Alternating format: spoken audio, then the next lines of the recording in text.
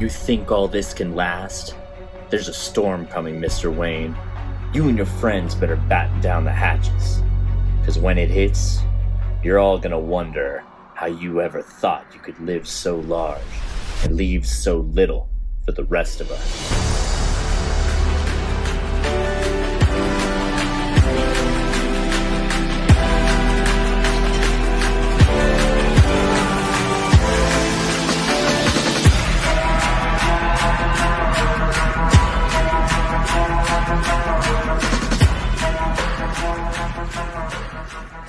In pop culture news, it has been heavily rumored that Michael Keaton will be reprising his role as Batman in the upcoming Flash movie.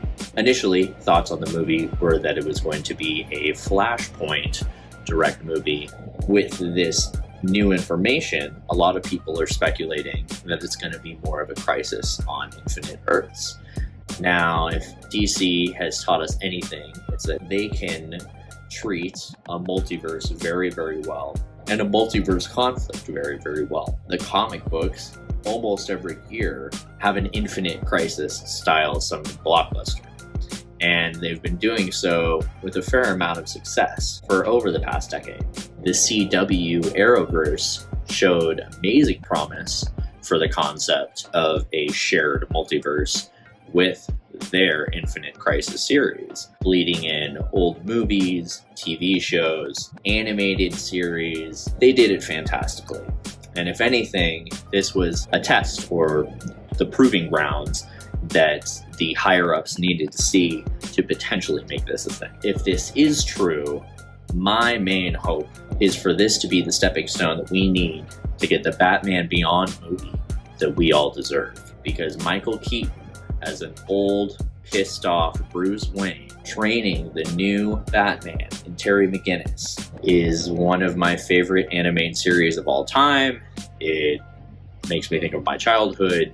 It helped me get into comic books the way that I am. For them to potentially bring that to the big screen, to a live-action interpretation, I am immensely excited for that. If this is an Infinite on Crisis kind of multiverse position, a lot of people have been saying that Michael Keaton will be taking the role of the Nick Fury of the DC universe, filling that same shepherding aspect that Samuel Jackson did with a lot of the Marvel key characters to create the Avengers. If they use this and the Infinite Crisis, they can pick and choose the best characters from movies, television shows, maybe even newer upcoming properties, and pair them together to create this multiversal Justice League. Obviously, I'm being very hopeful because I love the comic books so much. I do know that the DC Universe movies are not as well liked as the Marvel properties, and that has been consistent over the past years. But here's hoping they can change their ways and bring it back around. In more 90s movies news, Elizabeth Banks has been confirmed for the role of Miss Frizzle in the Magic School Bus. I don't know if it's going to be live action, movie, TV, animated, but whatever it is, I really enjoy Elizabeth Banks. She has a lot of great comedic acting ability as well as serious acting ability, and I think she could do Miss Frizzle justice. In more Batman-related news, recently we saw the passing of Denny O'Neil. Denny O'Neil was known very well for his run on Batman, bringing the dark aspect back to the Dark Knight. After Adam West popularized Batman for the masses, they also kind of watered down a lot of his aspects and made him much more kid-friendly. In doing so, many people saw Batman in this sillier tone, in this goofier fashion. O'Neil came back and brought this gloomy detective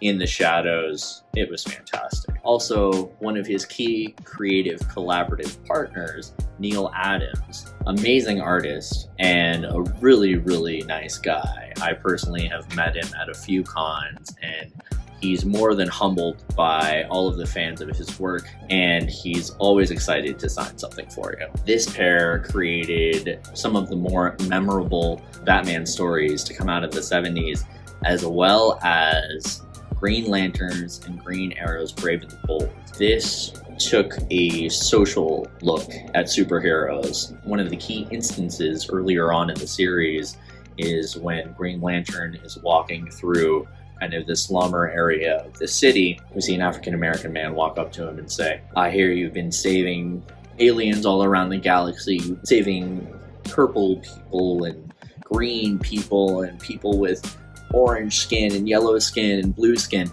but why haven't you been helping the distraught colored people that are here on Earth? What have you been doing for us?" When that just person on the street puts Green Lantern in check, he turns around, he kind of looks at himself and analyzes his super hearing abilities.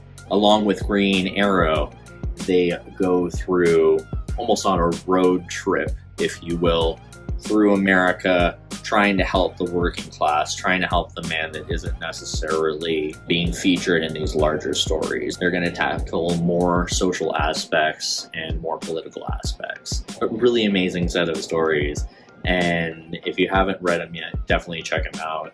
It's really astounding to see how far they were pushing the boundaries back then. Another Batman-affiliated passing with Joel Schumacher.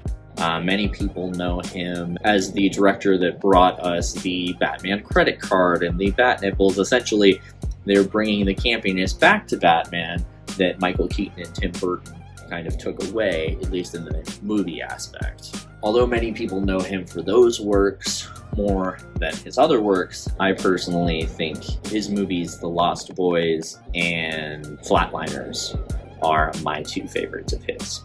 Again, thank you guys for watching. Make sure to stay tuned. Same bat time, same bat channel next week. And just a quick reminder, keep doing you, keep being the awesome people that you are. As long as you're bettering yourself, bettering those around you, keep up the good work. Stay safe, and I'll see you guys soon with the adventures of AraDeek.